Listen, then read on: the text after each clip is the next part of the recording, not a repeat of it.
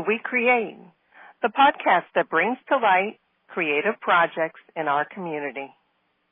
My name is Linda Salzer, and in today's episode, we'll be talking about a look at an arranged marriage. My special guest is my friend Anand Sharma. Anand was born in India and migrated to the United States as a student in 1969. He received his master's degree in industrial engineering from Iowa State University in 1977 and stayed to settle in the United States. Anand had an arranged marriage with Shashi Vashisht from New Delhi, India, and got married in 1979 in Chicago, Illinois. He has 3 grown-up children, and he lost his wife Shashi to breast cancer in 2010 after 31 years of marriage. Anand, thank you for joining me on my podcast today. The topic of arranged marriages is so interesting to Westerners. We're used to the idea of finding your true love by falling in love and getting married. And I was reading that 90% of marriages in India are arranged, but love stories are celebrated too. I'm thinking about the great love story of Rama and Sita. So, Anand, under what circumstances did you meet your wife? Linda, glad to be on this broadcast. I think I had to go back almost, 40 years back. The circumstances I met my wife, deceased wife Shashi. That was my arranged marriage. My parents came to U.S. to get my older brother married. At the same time, before they came to Chicago in 78, they advertised my life partner for me and talked to the family, exchanged pictures, and they realized that, this is a good fit for the family. So from the circumstances, it was kind of unique where each of us, myself and Shashi, really met from the picture and had a very few chance to talk on the phone. That sounds very interesting to me. That probably is very normal for you because that's the culture you grew up in. So that's how things are done in India, right? You have somebody introduced to you and you exchange pictures and you get to know each other that way. Is that correct? Absolutely. As we, come to present time, things have been changing. People are more and more getting in love first than getting arranged marriage. But there's this trend more towards love marriage as, the boys and girls become more and more independent. They have more say what they want rather than as a joint family where you have elder who drive the process for you. Absolutely correct. Well, how well do you think your family did for you? Was it a match, love at first sight when you saw Shashi? Well, Linda, there's a probably different level of love at first sight. As we never met, talk very minimum to each other. I would say, from scale 1 to 5, I was probably more 2, and that is typical for, I would say, for men. From my standpoint, they're never ready to get married, and I was one of them. From Shashi's standpoint, I think she was more on 3 or 4 of getting married from that standpoint.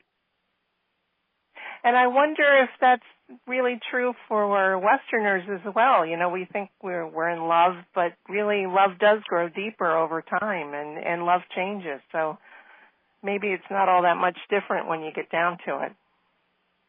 Absolutely. I do agree with that. Even though we may have a different process in the beginning to start, but ultimately, they both have to live together, make adjustments, look at the family. Those factors really are very common, except in the beginning we may have a love of marriage versus arranged, but there are some challenges in both ways.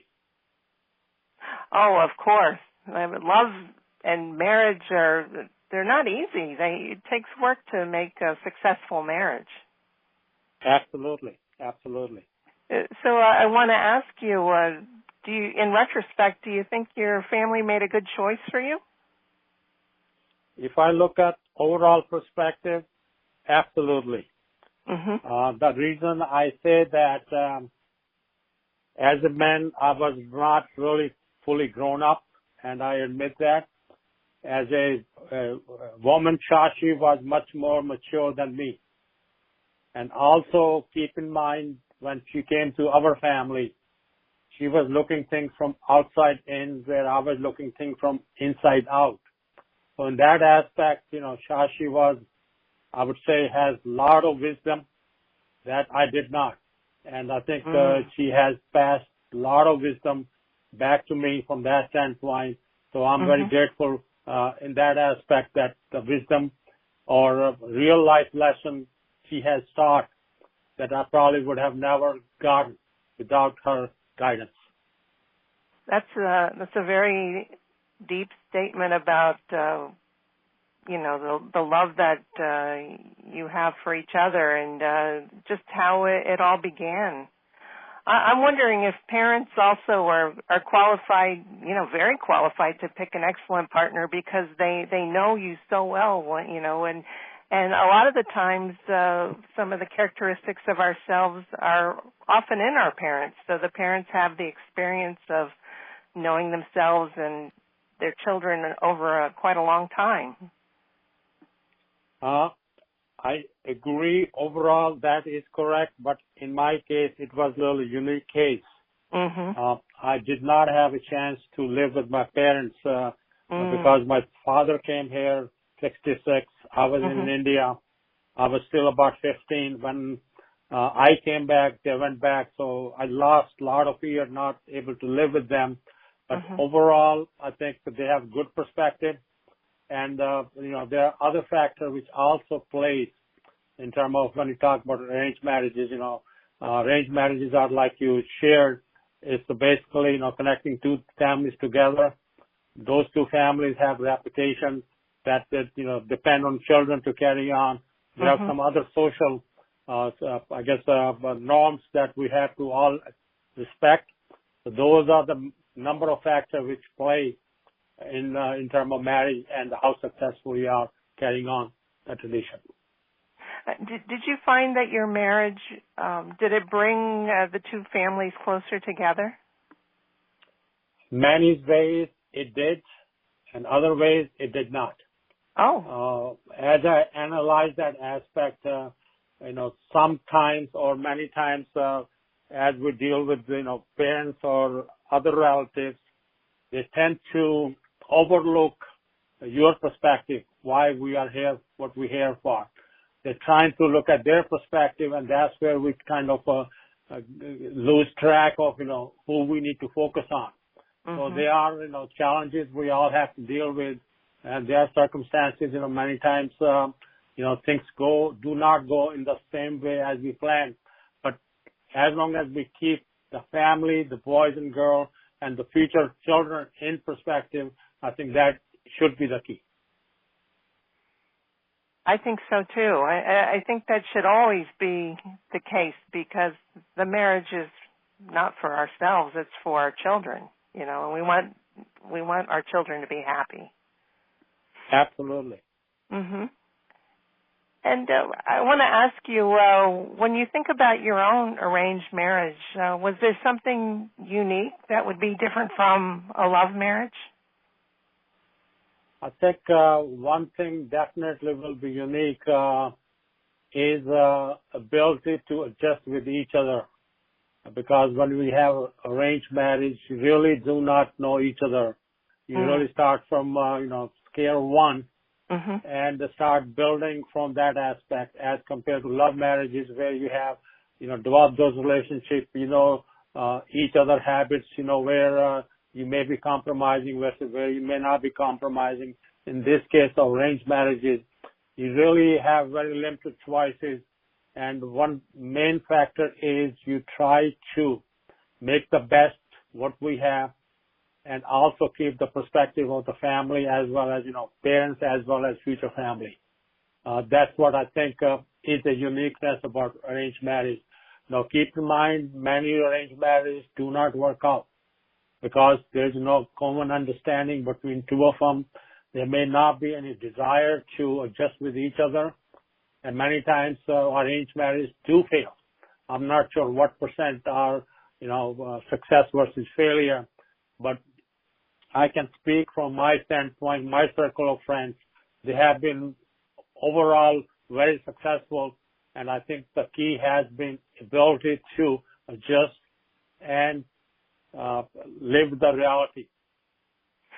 Well, I was reading about that in Wikipedia, and I don't know if it's a excellent source for this statistic, but it said that only about 1.1% of marriages in India result in a divorce compared to about 46% in the United States. So from those statistics, it appears that an arranged marriage would be the more preferable way to go if you want a successful marriage. Well, there may be some truth in that, Linda, but keep in mind, when you talk about, Eastern versus Western culture, Eastern culture is changing because boys and girls are becoming more and more independent. And that is very common with the trend, what you see in, the Western countries, where both are, girls, men and ladies are independent. As men and ladies become independent in India, you see the same trend. They're looking, because they're independent, they do not have to depend on each other. As compared to arranged marriage, which is basically you may not be financially independent. That is another factor which keeps it together, and that is, I don't think, is unique to India. If you go back, 50, 60, 100 years back in the United States, you had the similar circumstances, joint family trying to manage together, where circumstances forces them to make adjustments rather than walk away because they were not independent. So that is the factor. Another factor is the social acceptance. In India, 40 years back, it was much less as compared to now. And I think the driving factor is both, especially ladies have become more independent.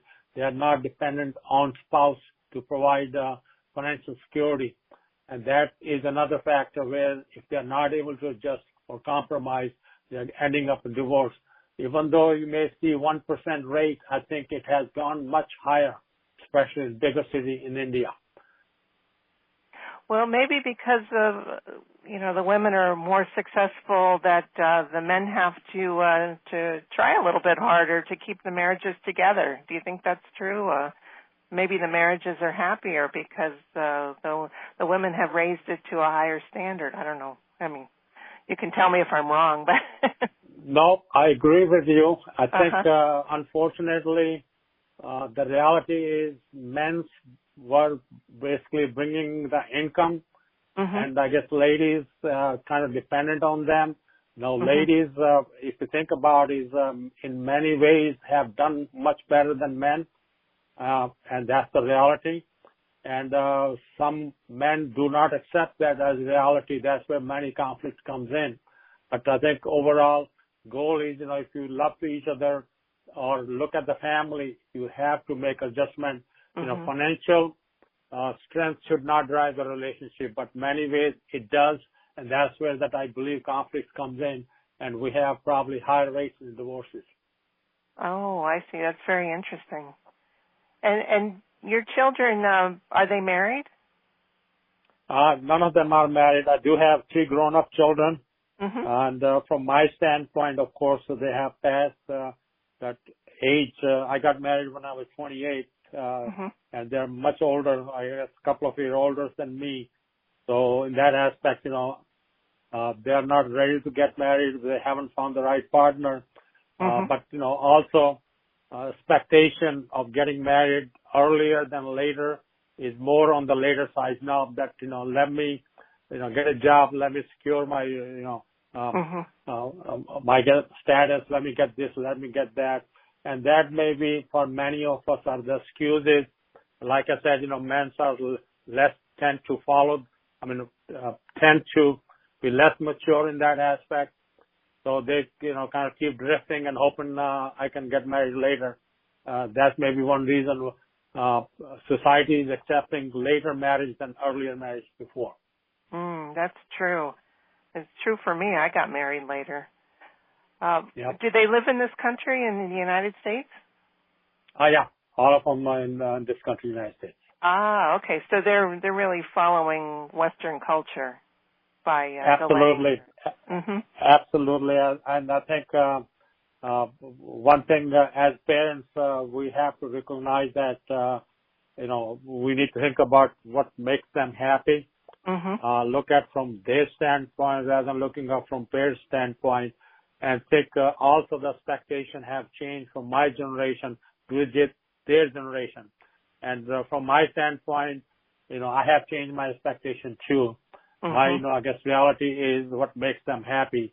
I should be supporting that, and I do support that. Well, that sounds like a good recipe for success in any relationship, because if you try and fight them against that, it's going to pull you apart. Absolutely. I think, as they grow up, they have their own opinion, which, as parents, we do have to respect them, but we can share what we think is the right idea or what it should be. But ultimately, they need to make a decision, and hopefully, you have built enough foundation as they were growing up to respect, what you think is the right thing to do, and that's the comfort level for me from that standpoint. I do not have to worry about that.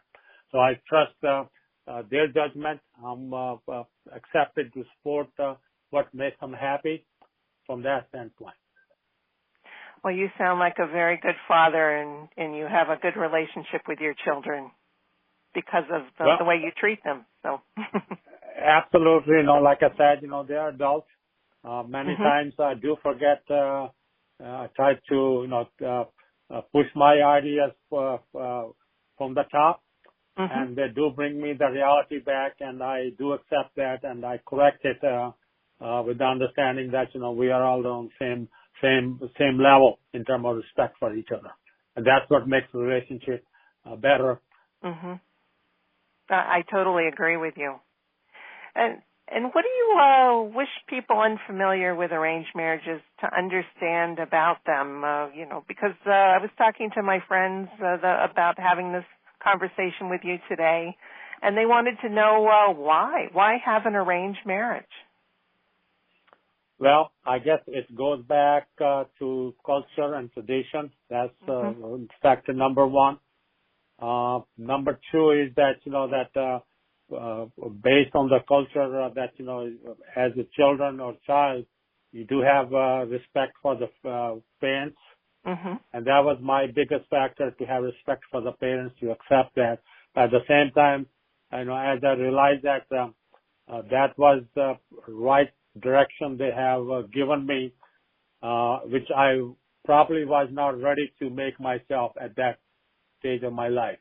Mm-hmm. So from that standpoint, but when you talk about, arranged marriages, question really comes down to whether you have arranged marriage or love marriage. Your initial start may be different. Ultimately, it comes back to having a common understanding and trying to adjust with each other. And if I may say, the motto we may follow is, live and let live. That probably may go a long way for all of us, whether it's a arranged marriage or, love marriage. Absolutely. So we're getting close to the end of the podcast, but I do want to ask you, what can families in the U.S. learn from families in India about helping to bring marriage partners together for successful marriages? Is there any nugget of information that we can learn from families in India? Well, Linda, I guess if you go back, like I shared earlier, 50, 70, 100 years back, go back to our parents' time, they probably share similar circumstances, even though it may not be arranged by the parents, but, people met themselves and may see very few times before they got married. So in that aspect, it also has cultural differences, which makes arranged marriages more acceptable as compared to, Western, where you have a lot more freedom among boys and girls versus, Eastern culture. So those two factors, I would say, makes a difference. But keep in mind, as India becomes more, I guess, global, the common, I guess, values or common cultures are crossing each other. So it's not becoming strictly Indian culture or U.S. culture. As we watch around, cultures are mingling together and kind of taking the best of both cultures. Ultimately, it comes back to for each other respect as you get married, regardless of arranged versus love marriage, and ability to learn to adjust. And I think that is the biggest factor because arranged marriages can be very difficult. Or in my case, they are we had many challenges, but we were able to overcome whether for each other, for the family, parents, or for our children.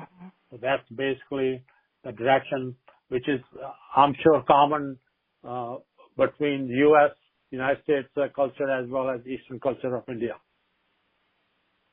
Oh, boy, this conversation has been so interesting, and I thank you so much for coming on to the podcast to talk about arranged marriages, because it's something that I have a fascination with, and I just really appreciate your frankness and discussing and talking about the love of your children, and it really shows with the words that you're using today, and that's something that everybody can take back into their own lives to remember that love is the most important thing, whether it be the love in the marriage or the love that we have for others in our family.